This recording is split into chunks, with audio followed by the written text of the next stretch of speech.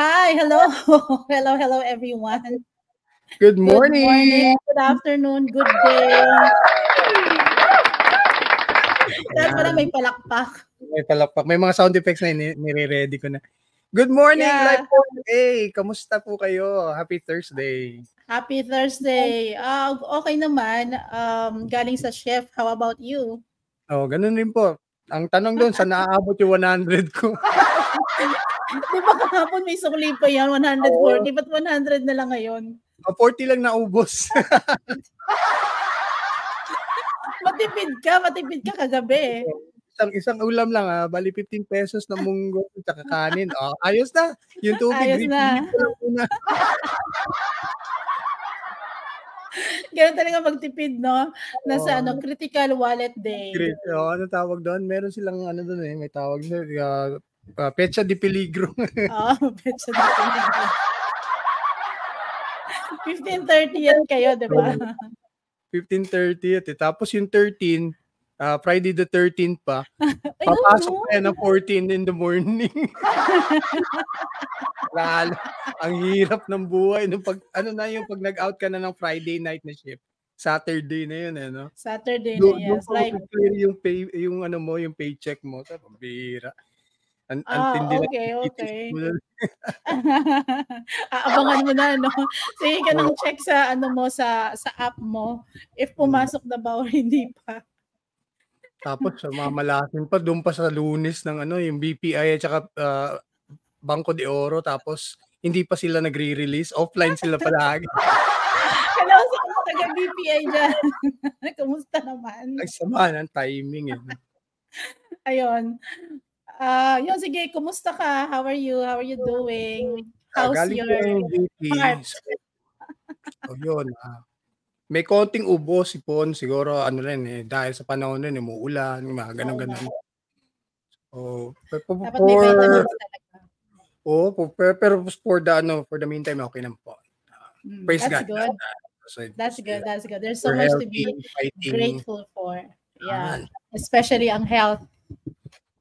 So ano yung tanong mo kanina? Kamusta naman yung puso? Kamusta yung puso mo? Kamusta ka? Kasi continuation to ng last conversation natin the other day. Was it the other day or Yes, yesterday na nauwi tuloy sa pagpo-podcast natin. So I also mentioned to you my own experience. But ikaw, how are you? How are you coping up? How's your heart? What are your ano ba to? What have you learned from your last relationship? dahil po sa nag-mature na rin po tayo when it comes to heart, yung hindi na tayo masyadong mahilig sa mga teledrama o yung parang Teka muna, pelikula. hindi pa pala tayo hindi pa pala tayo nagpapakilala. Intro muna po tayo. Sige. Bago Intro yung muna. topic. Good morning. Hi everyone. Good morning. Good evening kung saan man kayo naroroon ngayon. So, magandang araw po. It's Thursday and it's a sunny day here in Cebu. And my name is A. I'm a life coach, a transformational life coach. And I have here DJ Darren as my partner for today. Thank you po. Ladies and gentlemen, Life Coach A. Ayan, dati kong TL, dati kong life coach. And right now, we're trying to make sure na everybody's become magiging mentor nyo si Life Coach A. Yung hindi kayo nagbabayad, libre. Ito na po yung podcast namin. This is what we call the inside job with DNA. Di ba? Ang ganda ng title. DNA. Ang ganda, DNA. It has to be part of your system, no? DNA. Right. Yan. So Innate parang na sa'yo. So, inborn na to. inborn na po yan. Nasa ano mo, nasa dugo, nasa Nasa dugo ano mo to? na. It runs inside you. Yan. Yes. Galing. Yes. So, how are you, Darren? How are you today? And our topic for today, I guess, is about learning from the past relationship we had. And how's your heart muna? Ayan. Physically, galing ng trabaho. So, ngayon parang, syempre, from 8 in the evening kagabi, ngayon, ito yung gabi natin, no? So, pero, Yes. okay naman. Meron pa rin energy, tsaka exciting pa rin yung life. And I'm looking forward for this. Mula kahapon na na-excite tayo, nag-download tayo ng podcast natin, nag-recording tayo. So again, tuwang-tuwa ako at kahit paano, tagal na natin iniisip na umpisahan natin to, naumpisahan na talaga. So sa inyong lahat dyan, wherever you may be, Luzon, Visayas, Mindanao, or taga West Philippine Sea kayo o taga Sitio Capiang, ayan, hello po sa inyong lahat. Ayan, magandang araw, magandang umaga, magandang tanghali, magandang gabi, good night. Magbabay na bigla. Bakit di ka pa natutulog? Ayan. Yun ang tanong, no? Bakit hindi ko pa natutulog? Bakit ka pa natutulog?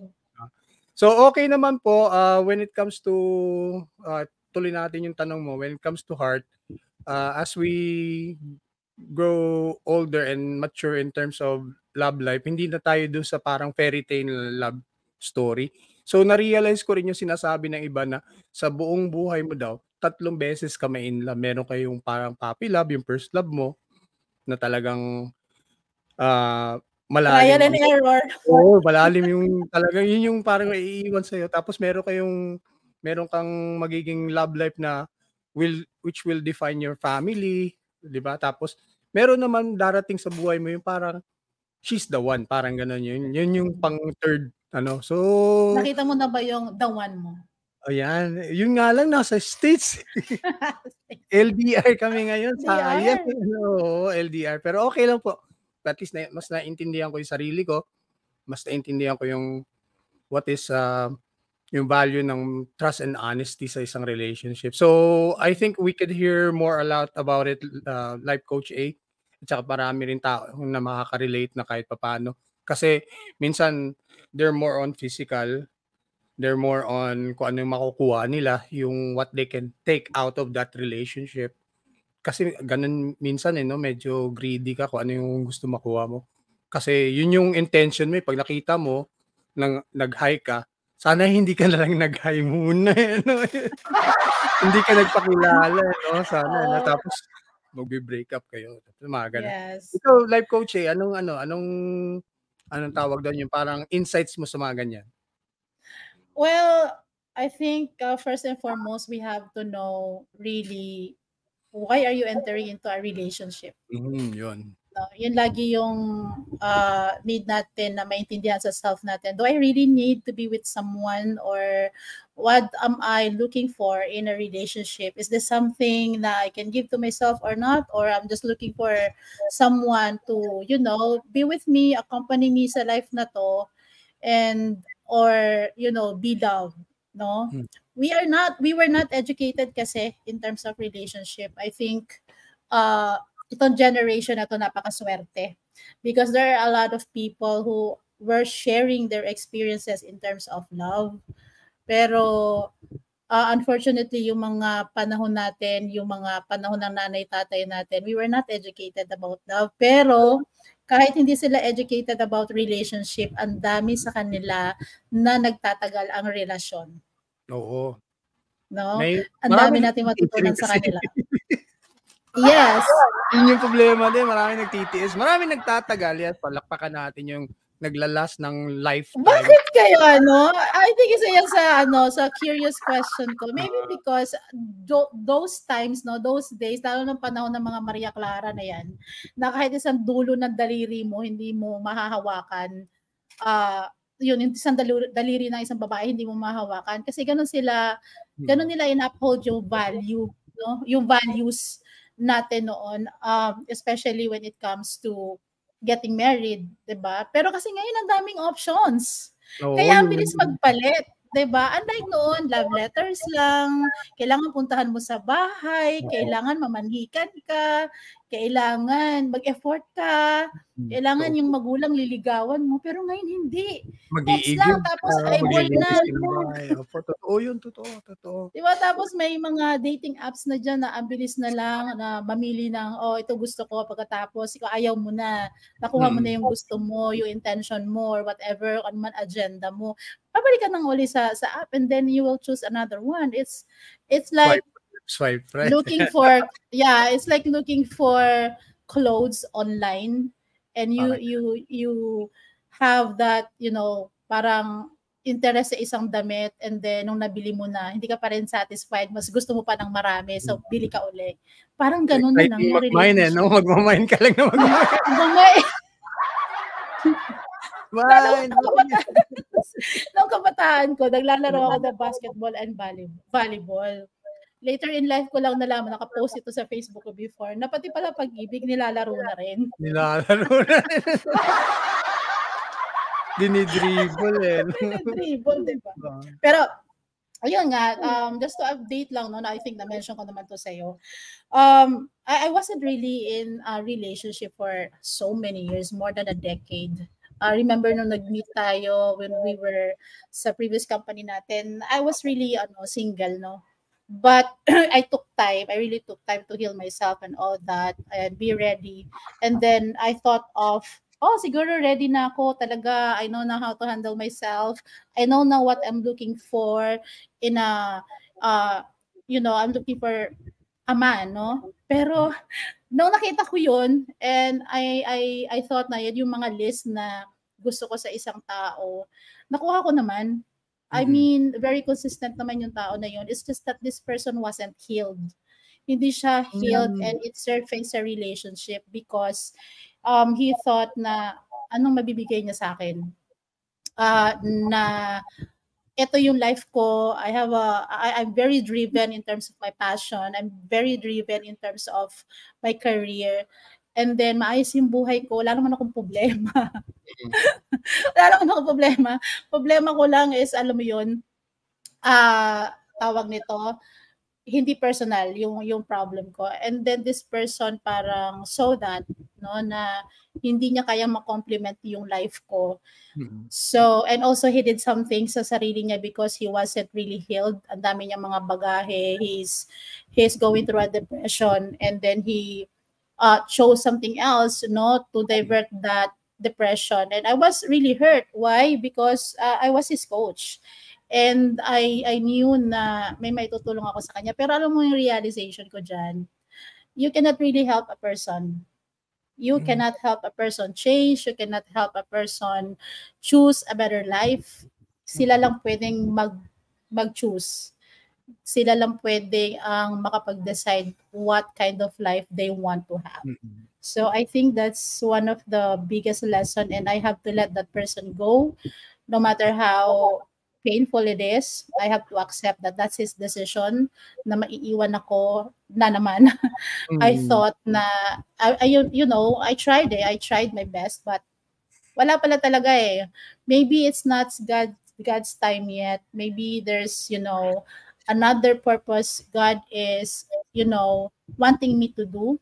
And I think I have to stick with what my heart is telling me to just, be there and be able to help people in my own way. And I no longer parang consider myself as someone else looking for someone. I will let God, select that one person for me. Mas maganda. Yes. If darating yan sa buhay ko, thank you, di ba? If hindi naman, thank you din kasi there's so much more to be grateful for. Sometimes we forget to celebrate those little things na natanggap natin and be grateful for it. Especially those things na natanggap natin na hindi naman natin hiningi pero dumating. Di ba? Parang gift. Yeah, and I found that formula of being happy talaga, to really be thankful and grateful every day, every single day, and celebrate not only your accomplishments, but you celebrate you. So that's something that I realized over the few months when I went through again another painful journey. So ikaw naman. Pero may question ako, Coach A. Nung medyo balik-balikan natin yung the same person na biglang dumating sa'yo and you thought he's the one. Nung nag-uumpisa kayo, meron ka bang mga red flag na nakita sa kanya or anything parang nag-warning na agad sa'yo nga hindi ito magtatagal? Pero tiniis mo. I have this. I think the first red flag is me. The first red flag is me. It's because I keep comparing my past relationship sa present relationship ko na baka mangyari na naman ito.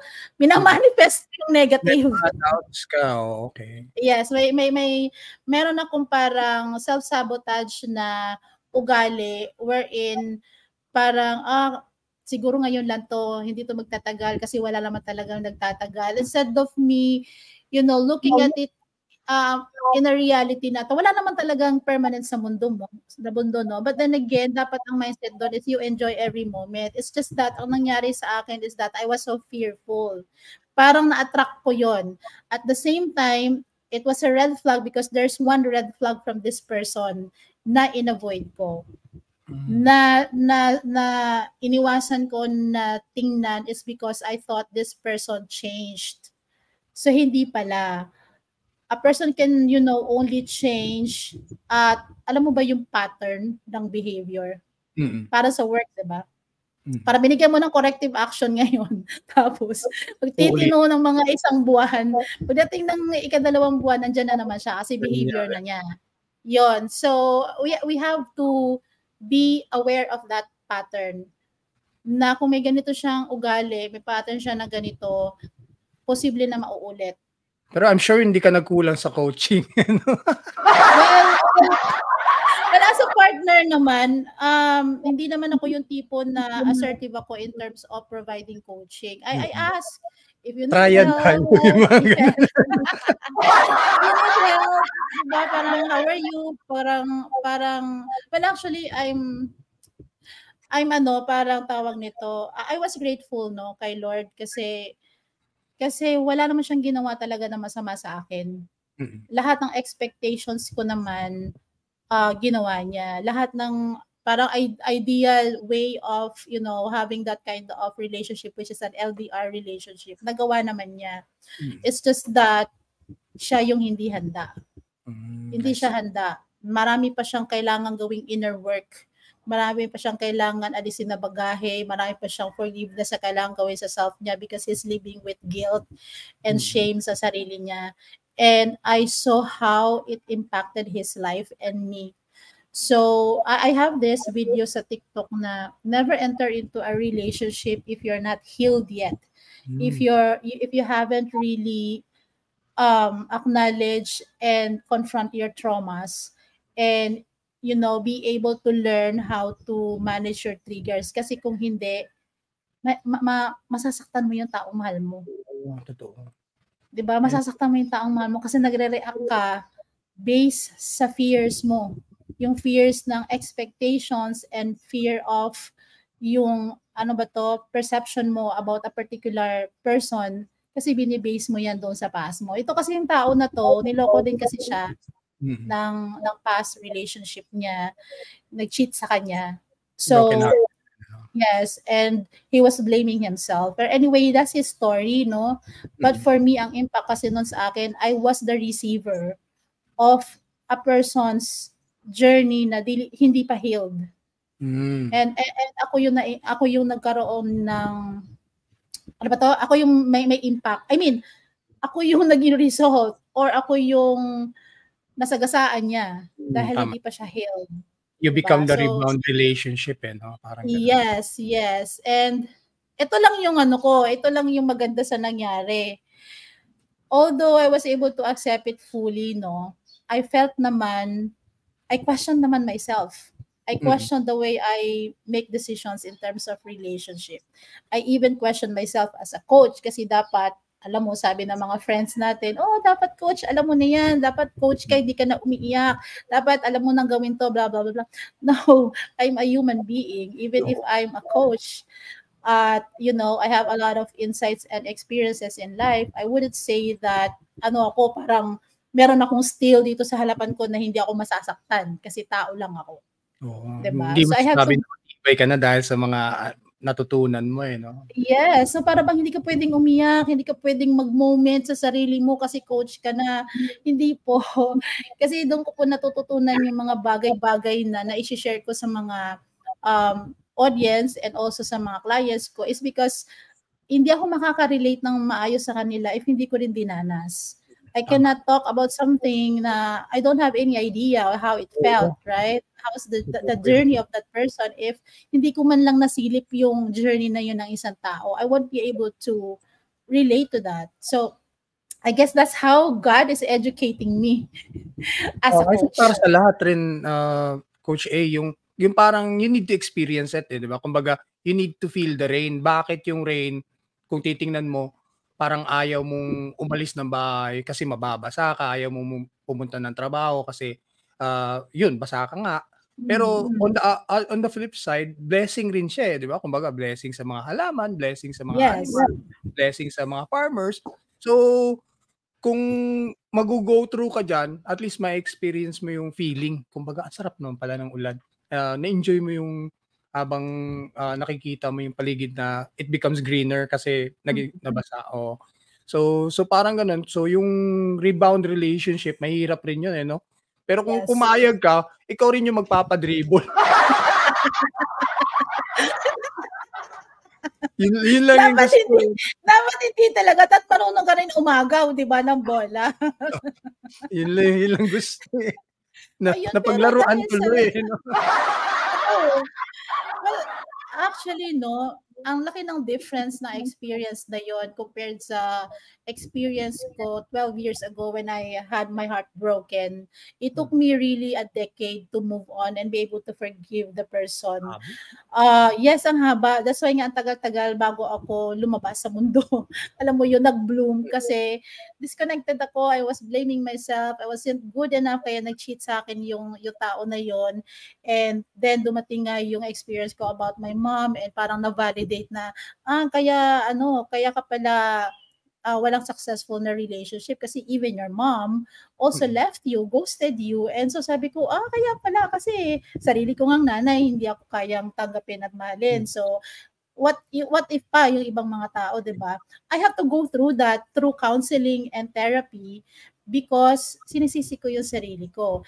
And then I learned that sabi nung therapist sa akin, sabi niya, do you think that this person loves you, na your mom loves you? Base sa facts. Don't base it sa ano nararamdaman mo sa kanya because siya yung mom mo. But based sa mga pinapakita niya sa'yo, do you think she loves you? Yun yung tanong. Kung na-realize, pero hindi ko na-realize, mahal ba talaga niya ako? Kasi kung mahal niya ako, ba't niya ako iniwan nung bata pa ako? Ba't niya ako niloko nung nagkita kami? Diba? Wala siyang ginawa for me. And parang pinapanamdam niya sa akin, well, subjective yun, kasi yun yung nararamdaman ko, na parang hindi niya ako tanggap. So, I answered, I don't think so na mahal niya ako. Maybe at some point, mahal niya ako kasi binuhay niya ako, pinili niya ako na buhayin niya ako, and I'm grateful for that. Pero, yung salitang love, I don't understand. I would say no, hindi niya talaga ako minahal. Minahal probably niya ako sa paraan na alam niya, but sa perception ko hindi. So sabi nung therapist sa akin, so ba't mo hinahabol? Yun nga, no? Doon yun nag-open yung tinining, sabi ko, parang ganun pala yun. May validation na hinahanap mo yun, no? Yeah, sabi ko. So sobrang grabe yung luha, bumabaha yung luha ko to realize na ang sakit 'di ba, na di ka mahal, na taong mahal mo, na hinanap mo buong buhay mo pero hindi ka pala mahal. The same way with relationship na ang tagal mong hinintay, you work on yourself so hard, you tried to rebuild yourself. I rebuild myself for the past decade, no? And then I met this someone, I was a whole person, I was a complete person, I have a whole life ahead of me, I have a good future, I have a career, I have a lot of things on my plate, pero binigyan ko ng oras yung tao na to, and then sabog pala siya, di ba? Parang, no, I don't deserve it. So, yun ang natutunan ko doon. You have to love yourself enough so you don't have to look for that from others. Kasi it's not their... Hindi madali yan, Coach A, di ba? Kasi yung kagaya ng title ng show natin, Inside Job, dapat trabahuin mo yung nasa inside mo. Yeah. Yun nga, di ba? Outside appearance na ready ka or financially na, okay na ako para kasalan na to, prepared ako. Parang ganun. Yes. It's more on what is inside, the confidence, yung ano ba talagang goal mo intention mo. mo Yeah, yun. agenda mo. That's why nga, 'di ba, we have to educate ourselves. Why do you want to be in a relationship? Is it because you wanted to feel love? So if that's your intention lang para lang masatisfy yung emotional cravings mo, that means to say na you're not able to give that to yourself and ikaw mismo, hindi ka pa masaya sa self mo. So if nararamdaman mo na ganyan ka pa na you're looking for validation, emotional satisfaction, alam mo yun, nagkikrave ka ng emotional security, you have to ask yourself, bakit ko yun hinahanap? Kasi baka hindi mo pa hindi mo pa nakikita sa sarili mo yan, hindi ka pa nahi-heal. 'Di ba? Kasi dahil sa past mo. And on the side, sa male naman, sa mga lalaki, it's more on like ano masasabi ng mga peers, 'di ba? Ano ba yan? Yeah. Trophy girlfriend ba yan? Na pwede mong ipagyabang? Hanggang kulon lang ba yan? May ganun kayo? As in, parang nililabel nyo ba ang girlfriend ninyo or the woman that you will be with sa ganyang paraan, like this person is like a trophy na I can, pag malaki ko or i-display ko, is that the mindset of a man, or sumasagi yan sa isip nyo na gusto nyo na maipagmamalaki mo siya, which is dapat naman talaga, no? Sa panahon siguro na immature ka pa, parang ganun. Kumbaga sa time na siguro sa timeline ng from 18 to 25 or 30 years old. Yun yung gusto mo meron kang maipagyabang eh. So dapat it's either na para siyang pang centerfold magazine, pang heart evangelista na cosmopolitan na ang ganda-ganda na talagang or yung parang yung kagaya ng trophy girlfriend na nasa basketball na talagang pumapalakpak sa'yo, yung parang fans mo, parang ganon. Yun yung gusto mo na ipakita sa mga friends mo. Pero everything kung marirealize mo, that's more on immaturity kasi wala namang wala namang saysay yan eh. Kumbaga, puro pakitang tao eh, di ba? Iba naman yung para sa akin, yung kumbaga, mamahalin yung magulang mo, i-respect ka as a person, whether you're successful or not, or malalaman mo talaga if you're on your downtime na rock bottom ka, nandiyan siya sa'yo, hindi ka iiwan. So, yun yung parang naging na-realize ko na napakahalaga sa akin na kahit hindi mo maitaguyod na wala kang pera, wala kang family, 100 lang yung nasa laman ng pitato mo. Magyayaya sasabihin sa'yo, ako, sige, kain tayo. Parang gano'n, para sumaya ka. So iba yun. Iba yung talagang gusto mong dalhin sa malalaking mga hotel, sa mga events. Yun eh. It's more on egos ng lalaki yun eh. Yeah, so I think may disadvantage and advantages siya. Disadvantage if ang intention mo lang is parang ma-boost ka ng dahil sa kanya. Para bang naging popular ka or naging reflection mo siya sa harap ng ibang tao because this girl is this. Yeah, no? So ikaw din, yun din yung tingin ng tao sa'yo na bigatin yung girlfriend niya, so more or less ganun din siya. Para projection ba?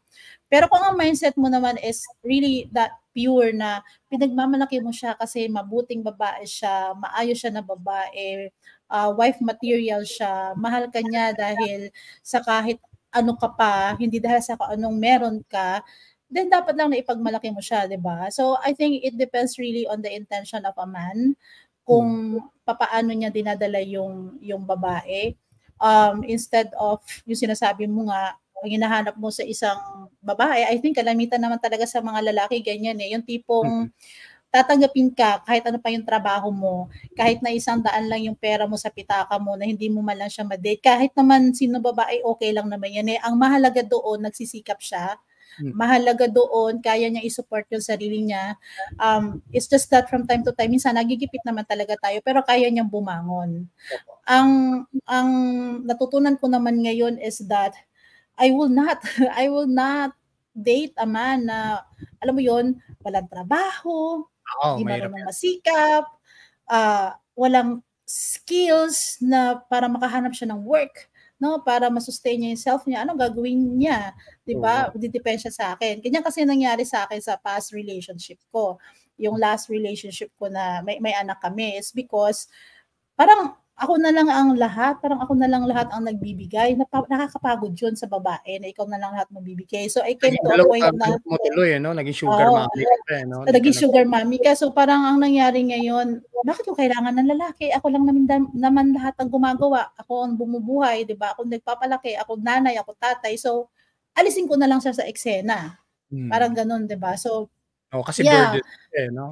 Oo. So I think kung ang babae at lalaki nag-uusap and they have the same values, wala namang problema eh. Hindi naman natin kailangan ng mayaman na partner sa buhay.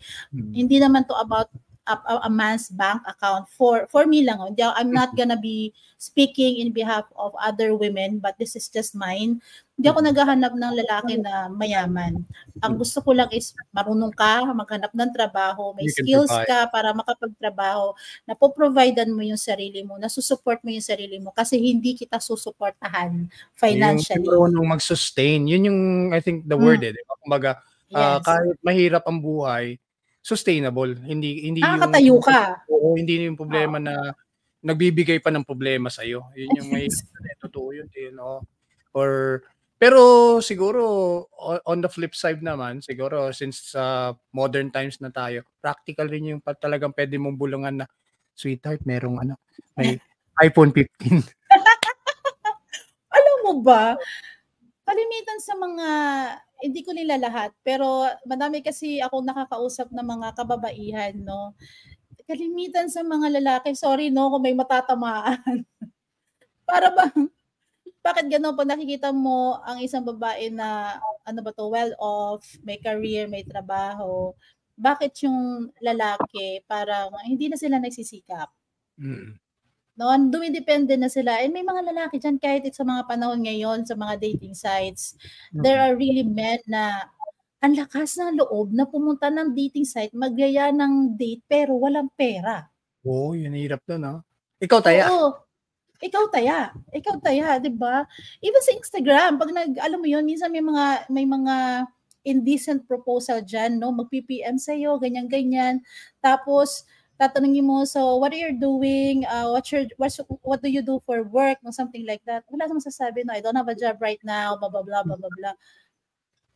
Sige, block na lang kita kasi it's a waste of time. Oo, diba? So, ano intention mo, di ba? Diba? Parang business ba yung mga babae?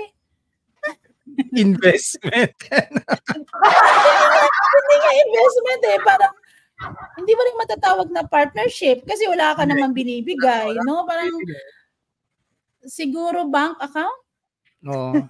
Sana kung gwapo ka, no? Sana kayo para kang Korean novela, bahala, no? Okay, I believe na pwede kang paggastosan, hanapan ka ng kahit i-bank loan ka. Diba? Parang, tapos ang masama pa nito, diba? Syempre, kung babae ka, you will have this guilt feeling na if you give in to that person, na parang, okay, sige, pahiramin kita, or sige, ibili kita ng ganito. And then yung lalaki, parang binabawi niya sa emotional side mo naman, na parang sobrang lalambingin ka, papakitain ka ng magandang ugali, pagsisilbihan ka. Pero, alam mo yung feeling ng mga babae na nakakausap ko, sabi nila, they felt like they're buying that love. Kasi binigyan mo siya ng something and then sinuklian ka ng ganun eh. Parang yung love niya sa'yo is may kabayaran.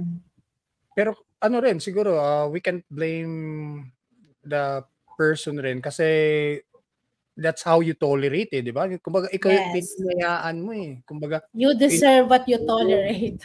Oo, tama kasi parang syempre pag nakita niya na hindi ka nag-demand na humanap ka ng trabaho, mag-apply ka or nung pumasok kayo sa relationship na he can also provide na yung talagang parang ang tawag doon mister ng isang pamilya na kung inumpisahan mo na akong gagawa sa'yo, ako magiging superwoman. Hindi, depende rin sa na-tolerate eh. Yun yung mahirap ngayon eh. Kasi meron rin yung mga babae na ayaw ko magtrabaho ka kasi pag sa call center may mahahanap kang iba. Binata kasi sa call center, binata at dalaga or single, no? Pag nasa call center. Pero I hope maalis yung ganyang klaseng parang perception sa mga call center agents and employees.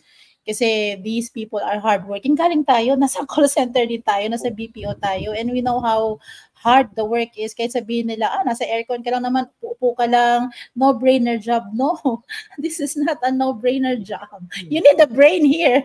Oo, totoo.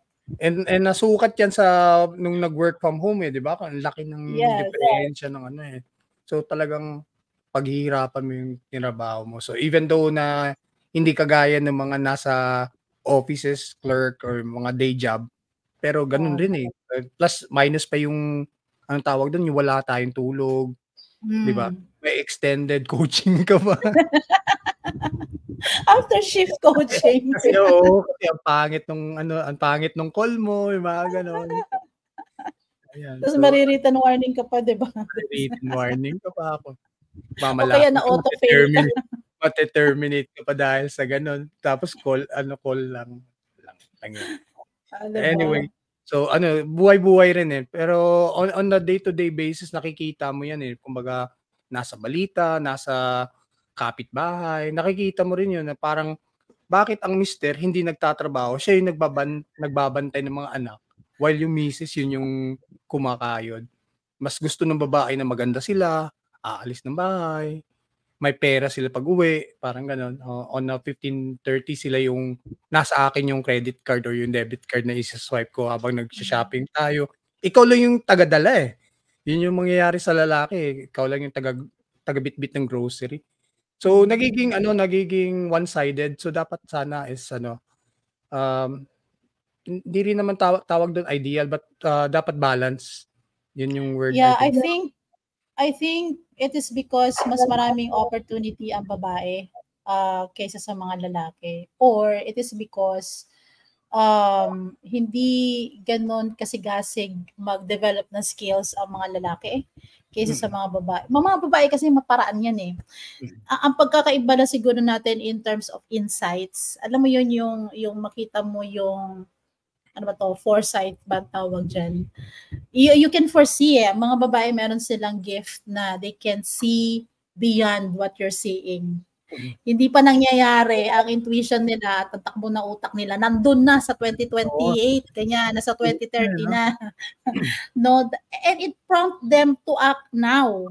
Itong mga babae na to, nakikita nila na, wala na kaming bigas next week. Gagawa na siya ng paraan ngayon. O makikita niya na, naku, baka mawala na trabaho yung asawa ko. So dito sa bahay, magtitinda ako, mag-online selling ako.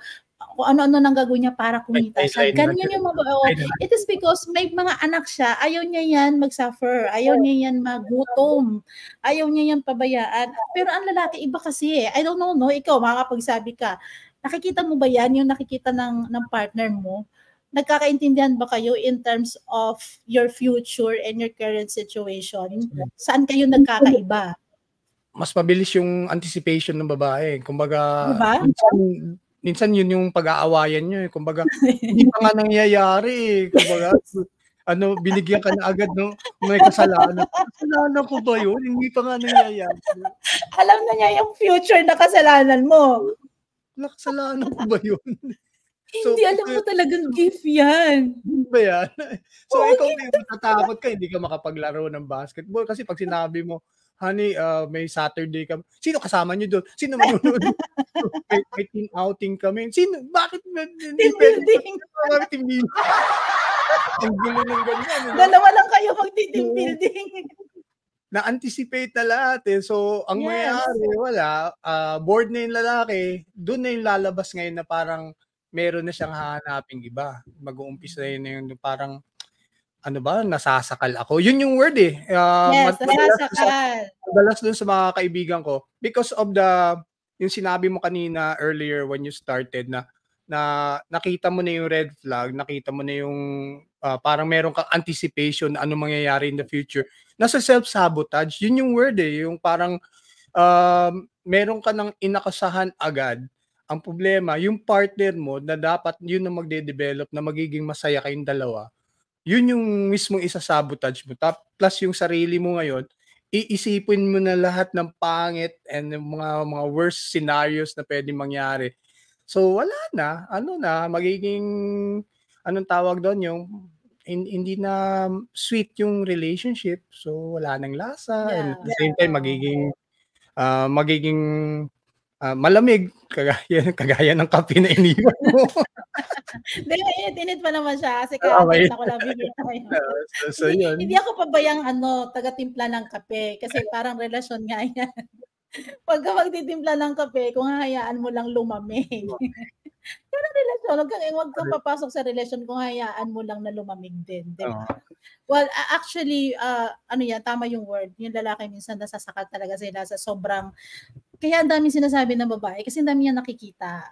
No? Parang siguro ang ano dito is that, alam naman namin kung ano nangyayari sa present, no? Pero again, iba-iba naman talaga tayo, no? It's just that we're just making sure na yung mga anak, kung may anak man, lalo na kung may anak na siya, or even for herself, hindi siya mag-suffer. May pinanggagalingan kasi yan no? Especially yung mga strong independent woman na yan, na kaya nila talagang bumangon, kaya nilang gumawa ng paraan, mga self-reliant, self-sufficient na mga babae. Tama yung word mo na sinasabi mo na yun, kaya nasakal yung lalaki, naghanap ng iba. Kasi men are naturally hunters. They are naturally leaders. They should be the leader of the relationship. So if feeling nila, so if nasasakal na siya, pupunta siya, tahanap siya ng babae na meron siyang power over with. Yung kaya niya maging siya. Na hindi siya didiktahan. So that's why yung mga lalaki sometimes, I think I had this topic before sa YouTube ko na why do men cheat? It's because sometimes nagtetest sila if they are still, marketable. Kung meron pa ring papatol sa kanila to test their ego, to test their confidence. Yes, to test their ability to get that person na gusto nila kahit na meron na silang kasama sa buhay. That's part of the many reason kung bakit may papatol ba yun yung tawag. Kasi minsan babae, sorry, Coach A. Kasi minsan yung parang ang nangyari, ang ganda ng umpisa nyo, ang ganda ng relationship nyo, ngayon na medyo complacent na kayo, tapos comfortable na kayo sa isa, ang nangyayari, nagiging Jedi na si Mrs. or si girlfriend. Na Jedi? Jedi, alam mo yung Jedi mind trick, yung parang pag tumawag yung yung kaibigan mo yun hindi girlfriend or kakilala, pag umilaw yung cellphone bigla. Mauuna pa yung mata niya doon sa cellphone, parang gano'n, Tapos pag kinuha mo yung cellphone, hello pre, kamusta? Tapos naka-anticipate, pagtingin mo doon sa partner mo, merong Jedi mind trick na parang hindi ka aalis. hindi ka yes. Oo pre, libre ako ng Sabado pero may lakad kami. So hindi ko alam yung mga plano ni partner mo. Pero dahil sa ganun, nakatingin na siya, masama ng tingin.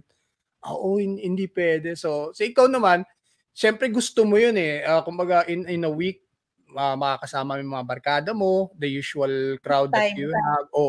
Or kahit man lang, syempre sabihin natin sports yun di ba? Basketball.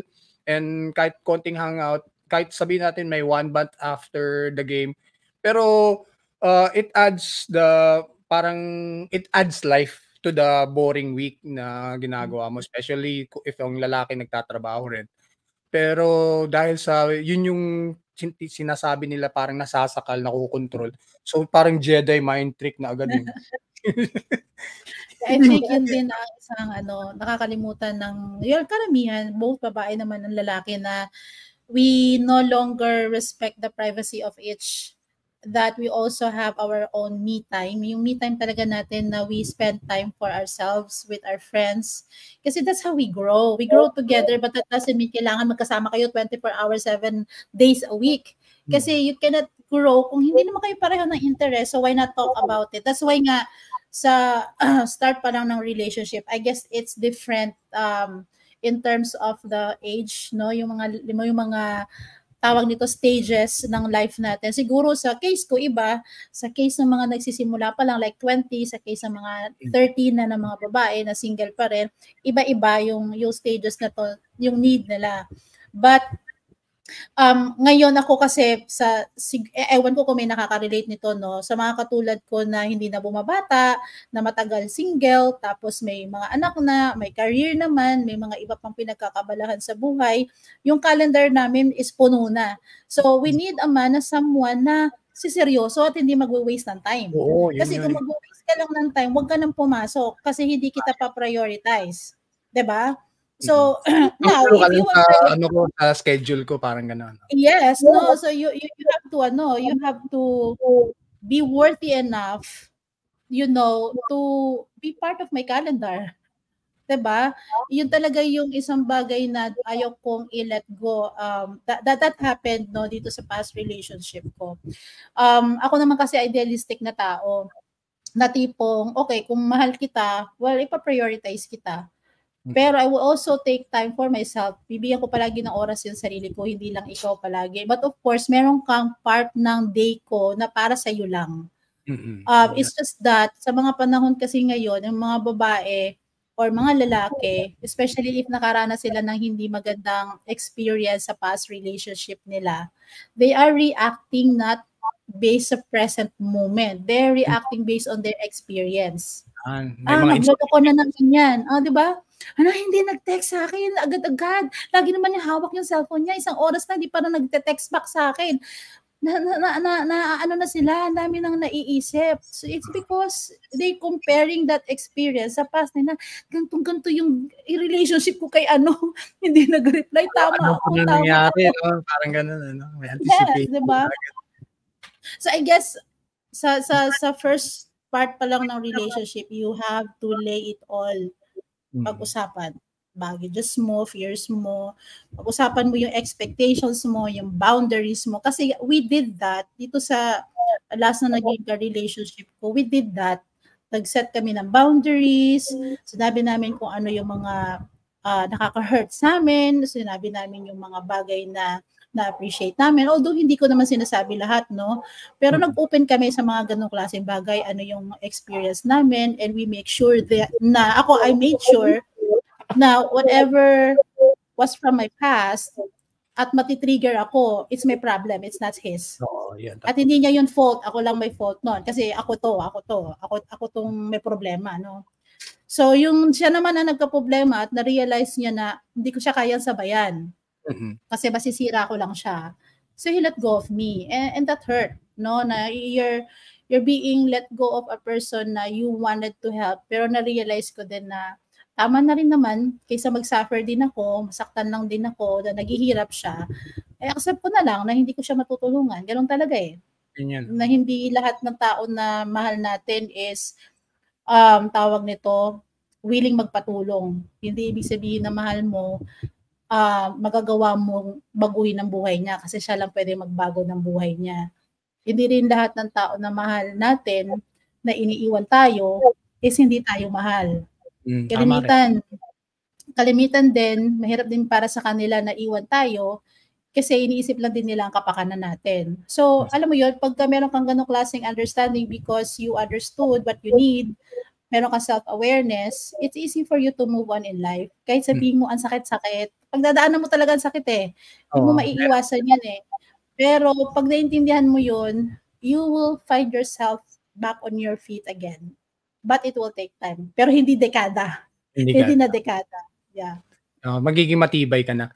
Yung sa amin naman yung TL, bali, nung nag-umpisa kami, ng partner ko, bali, ang napag-usapan talaga namin is 2 words lang, trust and honesty. I'll be honest and I'll trust you. Pag sinira mo yung trust ko, may gap na yan, di ba? Kung hindi ka naman honest na magsasabi o mag-open up ng kahit anong situation, hirap ng buhay, wala akong pera, may nagawa akong kasalanan, may pagkukulang ako sa'yo, yung mga ganito, ganyan, or yung kumbaga wala akong time para sa'yo kasi may priority ako, may mga plano ako. So pag naputol yung relationship ng trust and honesty, yun, you need to fix it agad. Kumbaga, are you open to forgive? Are you open to give that person another chance? So are you willing to go through the process na healing muna tayo, let's go our separate ways, baka we're not meant to be. So parang ganun. So, based on that, ano lang, kasi mabibigyan ka ng kalayaan, eh. Kumbaga, I trust you that you go with your friends, basta honest ka sa akin na hindi ka gagawa ng katarantaduhan or anything wrong, na masasaktan There's ako. respect sa iyo Oo, and yun sa relationship. So dahil sa gano'n, may freedom ngayon yung tao. So whether the babae or the lalaki na who's going out with friends or trying to find her, like, anong tawag do'n, yung parang sabi mo kanina yung sarili mo, yung may moment ka, 'di ba? So, Me time. me time yun, oh. So yun, parang kahit in-invite ko siya na labas tayo kasi merong team building, okay yung may +1, ta's sasabihin niya, "Hindi, may Korean novela na, anong tawag dun, na binge, Naka-schedule panoorin. na panoorin." Maiintindihan mo, hindi sasama yung loob mo. Yes. Kasi siya naman, hindi naman siya magdududa na baka meron kang ibang kasama sa team outing or yung parang gano'n. Pero hindi mo rin maaalis sa kanila yung parang nag-i-spy. Yes. Kahit papaano, di ba, tatawag bigla, "Oh, anong ginagawa niyo?" May mga gano'n, mabibigla ka na lang, okey. Pero as long as you're honest and trustworthy, tapos Trustworthy. tapos ma-e-earn mo yung trust niya, mahalaga yun, eh. Yun yung napakaganda sa relationship. And whatever happens in between, may kasalanan ka or may pagkukulang siya, mapag-uusapan. At least mafi-fix agad because of that, parang 2 pillars na puwede niyong kahit papaano, yun yung panghahawakan niyo. So yun yung Ako natutunan siguro ko yung as I grow older. siguro kung bata-bata pa ako, trust is a number one big word for me. Mm. Pero ngayong alam mo to, nag-mature ako both sa age and also sa experience in life, hindi na yan ang problema ko, yung trust, eh. Kasi it doesn't mean na you trust someone, that person will not betray you. Hindi ibig sabihin na pinagkatiwalaan mo siya, hindi siya magloloko, ganyan-ganyan. Ang natutunan ko dito is that more than trusting the person, I have to trust myself and be confident with myself. Kasi, bakit kailangan kong pagkatiwalaan ng sarili ko? Kailangan ko pagkatiwalaan ng sarili ko na kahit iwanan niya ako at mambabae siya dyan, it's not on me, it's on him. Right? And I have to trust myself that I will be okay kasi wala naman akong ginawang masama sa iyo. So, trust for me is no longer that number one. But, ang number one sa akin is respect my boundaries. Kapag ka lumagpas ka sa non-negotiable boundaries ko, then we're done. Example ng non-negotiable boundaries would be, sige, mag-cheat ka. Once mo lang gawin yan at napatunayan ko, nahuli ko, we're done. No explanation needed. Yes. So that's gonna end the relationship. And we have to be clear with that boundary. So I think that's a good topic sa next episode. Setting of boundaries. Not only setting of boundaries, but exercising them and communicate with our partner, yan type of boundaries, non-negotiable and negotiable boundaries. Kasi may mga negotiable boundaries naman. Let's say, late sa date. Hindi naman siya mortal sin talaga, no? Para i-break mo na or para hindi mo na siputin. Pero kung nagiging behavior naman na tipong 3 oras ka na naghihintay, sinasayang yung oras mo, hindi rin siya nagre-respect ng time boundaries mo. So it still depend, no? Pero ako, nag-set talaga ako ng negotiable boundaries for myself. Darling, late ka. 1 minute lang. Hindi, basta late ka. On the way na ako, pero pala babangon pa lang, di ba? Ang hirap ng ganun, eh. No? So, hindi. Especially kung nasa dating part pa lang kayo, parang okay, so it's a red flag. No, kung nasa dating part pala kayo, it's a red flag na kunyari, hindi respeto yung oras mo. May usapan kayo, ganitong oras, ganitong dito sa lugar na to, pagkatapos yung pala 30 minutes ka ng late, kinancel mo yung appointment or yung schedule mo for that day to give that person time, pero hindi nila respeto. At isa pang ayaw na ayaw ko, no, yung bang tipong busy ka, tapos you wanted to meet this person and you were invited and dahil nga importante sa sayo, sumipot ka, pero babasahan ka lang ng cellphone sa harapan mo. Yung tipong cellphone lang ng cellphone. Wala pa dyan, wala yung attention sa'yo, eh, no? Wala attention sa'yo. So, I don't appreciate ganyong klaseng tao na parang, teka muna, time natin to. So, bakit ka nandyan sa phone mo, diba? So, bakit may assignment ka, may trabaho ka, may extra ka pang ginagawa. Yeah, oo. Bakit ako sinet aside ko yung mga mga gawain ko because I'm giving you this time because you're important to me. That's why I'm giving you my time. You're important to me. So, dapat alam mo yung ganun, parang eye to eye, dapat tayo. focus, 'di ba? Ikaw ba tayong dalawa nag-uusap ngayon? Meron ba ako, nakikita mo ba ako nagaganyan ako sa cellphone ko? Hindi naman, 'di ba? Yun So, mas loss maganda of yung respect ganitong yun. yes, 'di ba? So there are really a lot of boundaries na sometimes we don't exercise because nahihiya tayo. Nahihiya tayo mag-call out, nahihiya tayo mag-no. That's why tayo nagsasuffer kasi we say yes to people yet we say no to ourselves. And tayo mismo ang alam mo to, violate ng sarili nating boundaries. We're not exercising those. Kaya marami sa atin dito na nagpa-pile up yung mga negative emotions nila because they're not setting boundaries. Yun yung mahirap.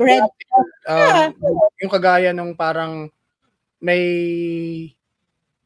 nasaktan ka sa ginawa niya or parang anong tawag doon sa Cebuano pa nahiubos or yung parang ano ba sa Tagalog yan, yung parang medyo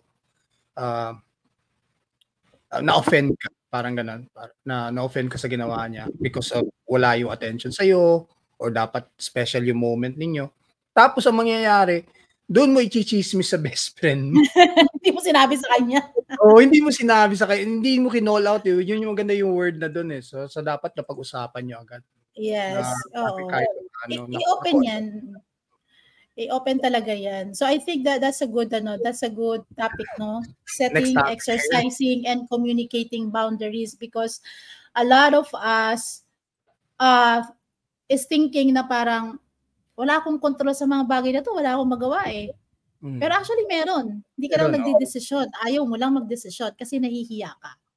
And there's a reason behind that. Ba't ka nahihiya? Ayaw mo maka-offend. Ayaw mong maka-offend. Ba't ayaw mong ma-offend na mali yung ginawa sa'yo?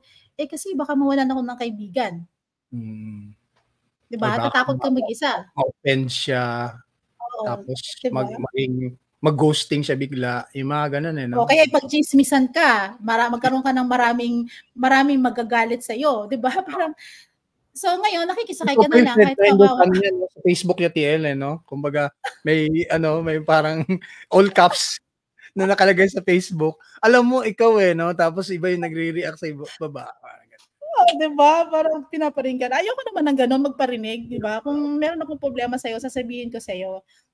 There's a sign of maturity to be able to communicate what you feel.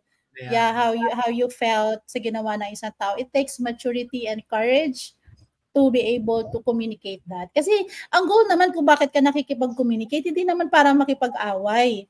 Nakikipag-communicate ka para mag-improve yung relationship mo, hindi para awayin mo siya. Ang nangyayari kasi sa atin, experience ko to sa mga kapatid ko. Nagsabi lang ng, alam mo yun, nagde-defend siya ng self niya. May point naman. It's just that yung tone of voice. Yun. Lagpas na sa kanya. So yung dating doon sa tao na sinasabihan niya, na-offend kasi sinisigawan mo ko, wala ka respeto sa akin. But actually, may point naman yung sinasabi. So, minsan na siya sa matter of communicating. And dito talaga, how to communicate. Dito talaga nagkakaroon ng problema sa relationship kasi yung makikipag-communicate, how we ask question like, saan ka nang galing kagabi? Tama naman yung question, no? Pero yung tone, galit agad ng bibintang. Okay, sabihin mo, Han, alam mo ba, nag-worry ako sa'yo, hinintay kita, saan ka ba galing? Di ba, hindi nakaka-offend? Di ba? Kasi sinabi mo yung intention mo na nag-worry ako sa'yo, na hinintay kita, saan ka ba galing? Pero yung tone na, saan ka galing kagabi? Pero pag tinanong mo to sa tulog na, antok na, ang hirap din yan. So wrong timing rin no? So dapat right timing din. Di ba, pag-usapan nyo pagkagising na pagpareho ng clear yung mind nyo na hindi ka na naiinis. Di ba, love? Alam mo, nag-worry ako sa'yo kagabi. Anong oras ka na nakauwi? Sasabihin naman ni love, naku, nalobat kasi ako hindi ako nakapag-text sa'yo. Dahil ikaw, pinipigilan mo yung sarili, diba, dahil na sinasabi. So, away pa rin. Araw nyo, no? Inumpisa ng no? Kasi nakipag-communicate ka nga, hindi ka naman nakikinig. 'Diba? So, ang daming mga learnings from Tapos past yung based on your relationships. experience, yung naririnig mo naman BS naman para sa'yo. May gano'n Yes. din, 'di ba? Parang gano'n. Kasi May sarado gano'n. na yung mindset mo, ayaw mo nang makinig. Oo, We're wala. not ready to know what we don't know because we're always associating our emotions based sa ating experience. Kasi hindi tayo naka-get over dun sa No. bad experience na yun. So, lagi sinasabi na, kaya siguro to hindi nag-text sa akin kasi meron tong ka-text na iba. Ayan. Kasi Tapos yun yung experience niya before. sa lalaki naman yung bad experience niya, hindi na lang ako magsasalita because you only want to hear what you want to hear, parang gano'n. Yes. Oo, ganyan din. Pwede din. Or aalis na lang siya kasi ayaw niya makipag-away. Pero the way it was interpreted by the other person, binastos mo ako kasi kinakausap pa kita, umalis ka na. Nag-walk out bigla, no? Hindi tinapos yung almusal, yung mga gano'n. Diba? Sira yung araw niyo, dalawang kayo, tapos sa Facebook ninyo nag-aaway kayo na iba-iba Kayong yung dalawa. Diba? Sabi nga, if you want to live a very peaceful life, you have to be very careful with the kind of relationship you keep. Kasi if yung mga ka-relationship mo like friends mo, relatives mo, family members, workmates mo, mga toxic people na sa'yo, and you're keeping them because you don't want to be alone and be on your own, then you're not gonna have a peaceful life kasi araw-araw ka nakikipag-away. Di ba? Kaya, yeah, I have this friend, kilala mo tong friend na to, sabi niya sa akin, ganun pala talaga no? Habang tumatagal, lumiliit yung circle of friends natin, lumiliit yung mga tao na gusto na lang natin maging part sa buhay natin. Sabi ko, yes, it's because ayaw na natin ng drama sa buhay. Gusto natin ng peaceful, happy na lang, kasi napagod na tayo noon, di ba? Tama na yun. Na-issue. Siguro kung medyo bata pa, from that age na 20s, 30s siguro, gusto mo yung mga feedback eh. Gusto mo yung mga, kumbaga reaction ni friend A, reaction ni friend B, tapos gusto mo yung merong parang counter na masasabi sa ganito ganyan. Tapos gusto mo na mailaban yung pinaglalaban mo. So gusto mo yung drama na yun. Pero as you grow older, mas gusto mo yung peace of mind eh. Kumbaga, ayoko na mag-explain. Nakakapagod na. Parang kumbaga parang stupid na masyado kung i-defend mo pa tapos hindi mo rin tatanggapin. So parang gano'n. So mas gusto mo na lang yun, okay na lang. If you sige, bahala ka na, tama ka na, ikaw na yung tama. Ako na yung So parang gano'n. So yun yung nangyayari. So meron na yung gap. So kagaya ng sinabi mo kanina, you will start with the boundaries. Pag may nag-overlap or yung parang nagkulang, dapat mag-abot kayo doon sa pag-usapan. Pag-usapan ninyo. Ayun, maganda yan. So ang dami nating pag-uusapan Coach A. Diba? Madami talaga kasi yan yung mga natutunan natin sa buhay, and that's why nga I'm always very eager to share yung how important inner work is because it's gonna impact your current relationship. If meron ka pang mga baggages sa sarili mo from your past at hindi mo pa siya nako-confront, hindi ka pa nakaka-overcome, hindi mo man lang na-acknowledge at hindi mo man hinayaan na ma-experience yung feelings na yun because yung goal mo is to be happy. Kasi for example, na-offend ka ngayon, and then kahit na-offend ka, nasasaktan ka, binrush it off mo. Hindi mo pinansin yung naramdaman mo. In-invalidate mo yung sarili mong feelings, and then you try to look for something that, will make you happy again, will make you smile again, will make you feel satisfied again. Kahit saan mo yan hanapin, hindi yan mawawala. Makukuha mo yan, siguro for the meantime, pero nandyan pa rin yan kasi hindi mo siya kinonfront, hindi mo siya in-entertain, hindi mo siya in-acknowledge. So, yes, you should not skip it. No, if meron ka nararamdaman na you're going through something because na-offend ka, nasaktan ka, you were in a painful breakup, you have to take time para i-process yan. Ang goal mo is not to be happy again. No, that's not the goal. The goal is for you to accept that it happened to you. And hindi mo lahat yan control. Kaya kailangan mo lang siyang tanggapin. And re-evaluate yourself. Ano kaya pwede kong gawin para next time hindi na ito mangyari? Kasi kung wala kang ganyan mga thought process, tapos sasamahan mo pa ng, kasi ang tanga-tanga ko eh. Kasi nagbulag-bulag. Self-blame, di ba? Sinamahan mo ng ganun, hey, sino ang magtatanggol sa'yo kundi ikaw lang? Ngayon, ang kaaway mo ngayon, sarili mo. Hindi dapat. Doon ka, mas lalong kailangan mahalin yung self mo when you feel like you're not lovable. Iniwan ka nga di ba? Hindi ka na mahal. Sakit nun. Tapos ikaw, gaganyanin mo rin yung sarili mo. No. You have to be the most important person in your life. Ikaw yan. Ikaw ang pinaka-importanteng tao sa buhay mo. That's why for me, inner work really is so critical for every person. Kung gusto niya maging maayos ang buhay niya, if that person wants to have a really good relationship, kasi magiging selective na siya. Kasi alam na niya kung anong gusto niya and self-aware na siya. Yun, na-identify na anong gusto mo eh. Tama. Yes. Diba, remember, sometimes you feel like, I'm so stuck, parang, di ko alam kung anong gusto ko, pero may gusto akong gawin. Kasi hindi mo pa kilala yung sarili mo, kaya hindi mo ma-identify kung ano yun. May sinabi parang mentor friend ko dati na, kasi ang dami mong nakikita sa rear view mirror mo. Yes. So parang gusto mong balikan. So ang nangyayari, instead na umabante yung buhay mo, parang paatras ka ng paatras kasi nakikita mo, hindi mo na expect yung mga yung mga excess baggage mo na iniwan. Yes, dala mo siya, tapos sige, ida-drop ko na lang.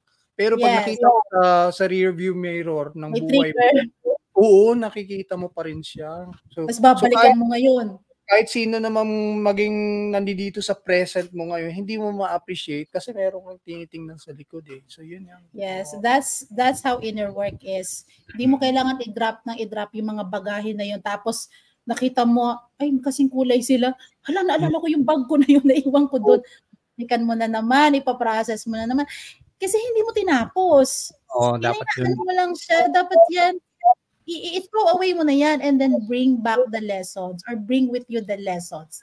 Bring with you all the good things that incident made you feel, diba? Parang ikaw ngayon is because of your past choices. Mm-hmm. And yung mga choices mo sa past, hindi lahat tama. Hindi rin naman lahat mali. Pero hindi mo kailangan sisihin ang sarili mo na mali yung mga choices mo na ginawa mo sa past. Why?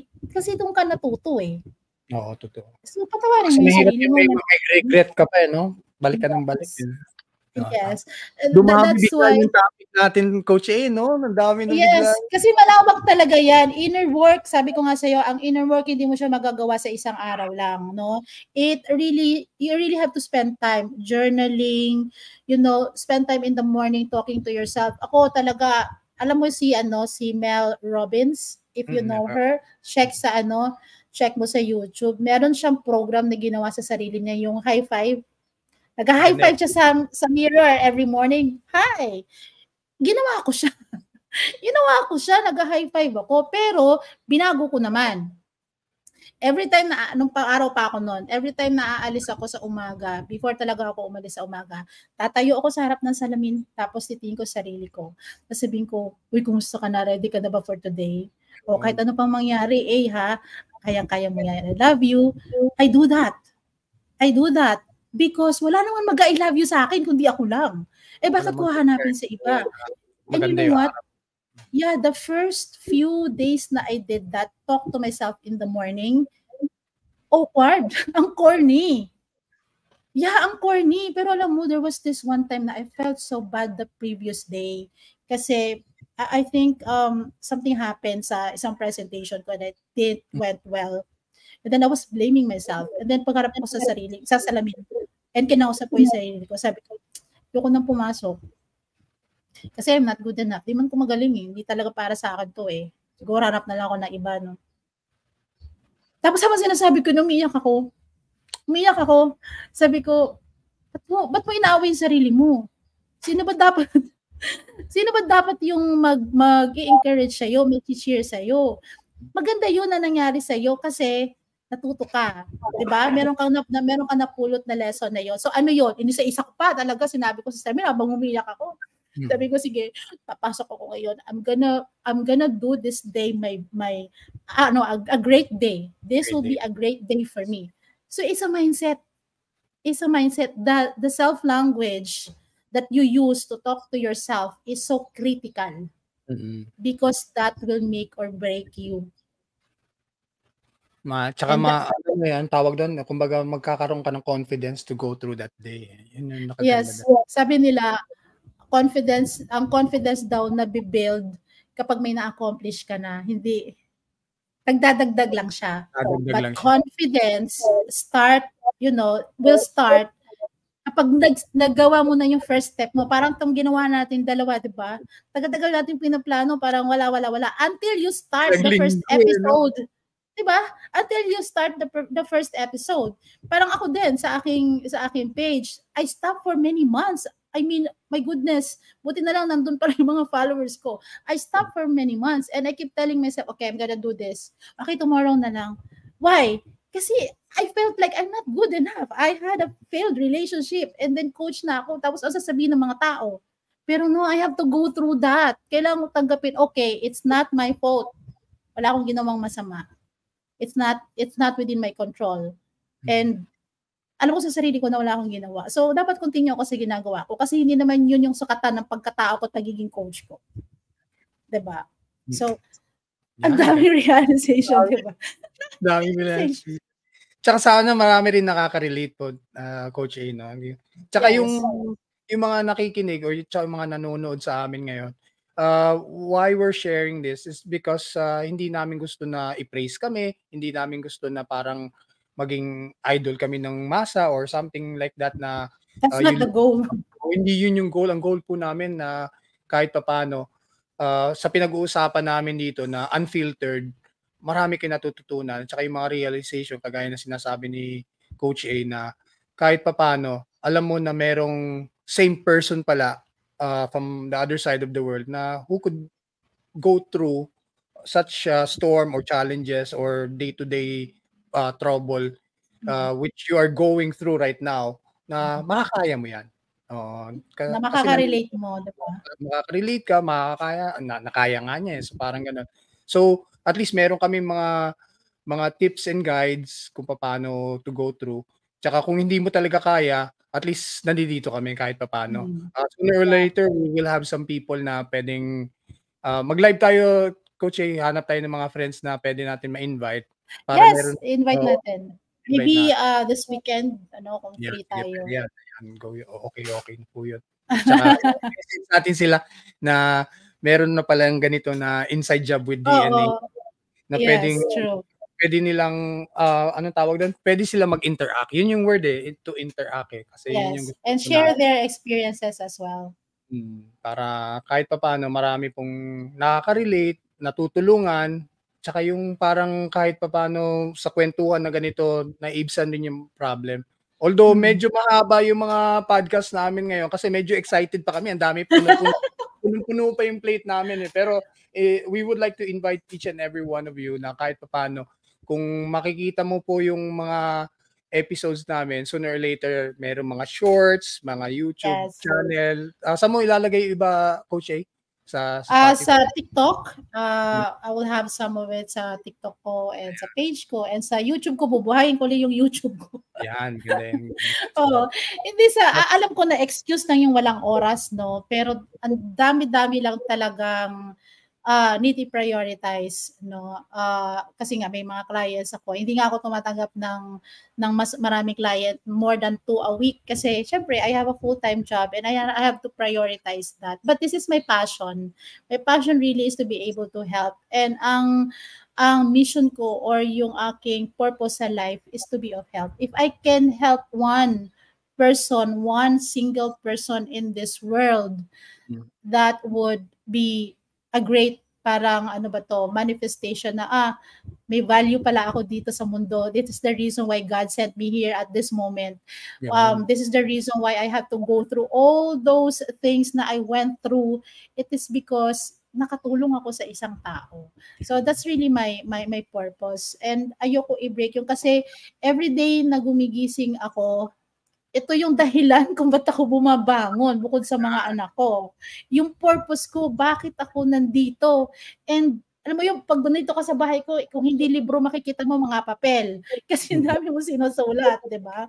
So, I keep going and I never ever felt being alone and I never ever felt, not to make it through to every storm na dumarating sa buhay ko. It's because alam ko may purpose yon.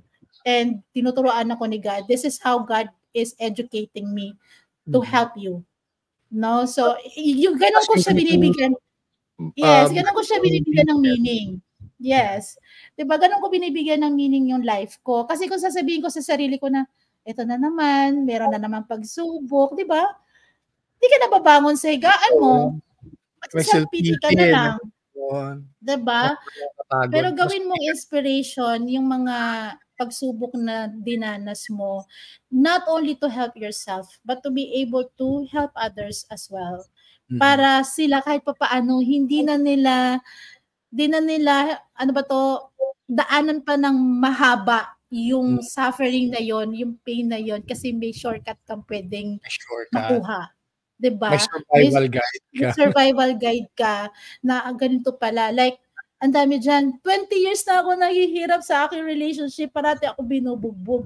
Hey, ba't mo yun na yung anang 20 years? Pwede ka mag-decide today. You can change your life today.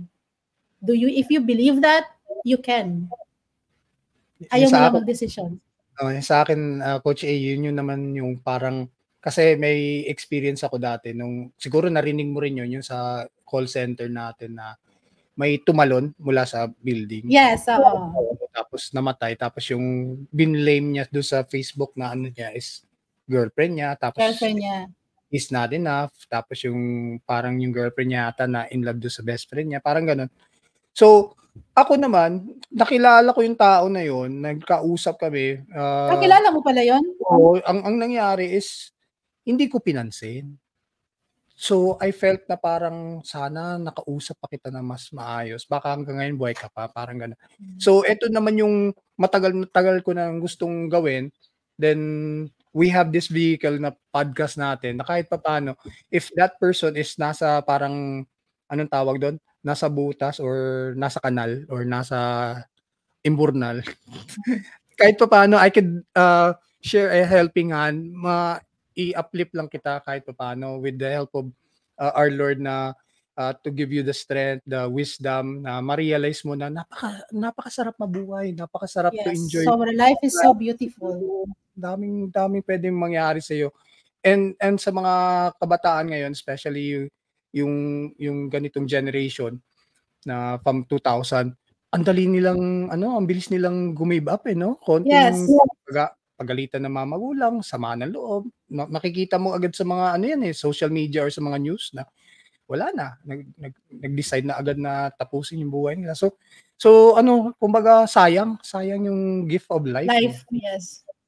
And sorry pero I just want to say this, no, hindi ko ini-invalidate yung mga tao nagsasabi na 20 years na ako nagsasuffer sa relationship na to. Kasi alam ko naman na hindi ganoon kadali mag-decide. Mabilis na para sa akin sabihin na ba't di ka mag-desisyon na baguhin yung buhay mo. Kasi madami yan silang isinaalang-alang before they can make a decision. But 20 years of suffering, you don't deserve that. Yung sa akin, yun lang naman yun. I'm saying this coming from a place of love, no, na gusto ko iparating na you can always make a decision to change your life. Mahirap, pero at least you can start today. Diba? Kasi sa lahat yun na, kumbaga, kung hindi mo na love yung sarili mo, di ba? Paano mag-overflow para sa ibang tao na yan, di ba? Yes, you cannot give what you don't have. So dapat diba? dito. Yes. Ayun, so ang dami. Siguro kahit magkwentuhan tayo ng tayo ng 24 hours ito, hindi tayo mauubusan ng kwento. Kasi ang daming sanga-sanga, Coach A. So sige, paki-invite mo dun sa yung mga project nyo at saka yung mga Yes. Yeah, so I want to invite you guys to please visit my Facebook page, The Inside Job.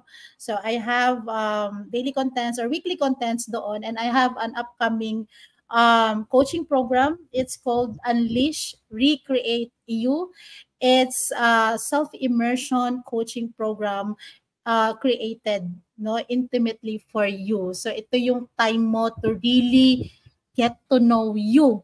And if ever you wanted to, see a version of you in the future, this is your chance. No? So I would like to help you guys or be a mediator with you guys to create that, life that you really deserve. So if you have that goal, let me or allow me to be of help to you. I also have a TikTok account. Dyan naman ako sobrang updated because I have quotes and motivational videos as well.